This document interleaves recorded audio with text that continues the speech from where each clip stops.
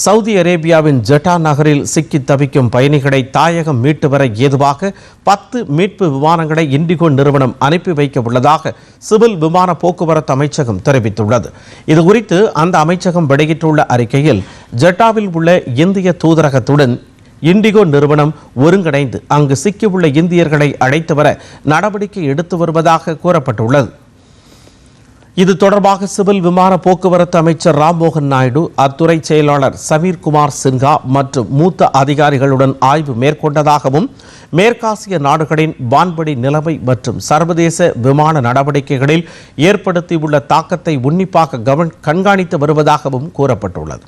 எனவே விமான பயணம் மேற்கொள்ள திட்டமிட்டுள்ளவர்கள் விமான நிலையத்திற்கு செல்வதற்கு முன் விமான நிறுவனங்களுடன் நேரடியாக தொடர்பு கொண்டு சமீபத்திய விமான நிலைய சரிபார்த்து கொள்ளுமாறும் அறிவுறுத்தியுள்ளது.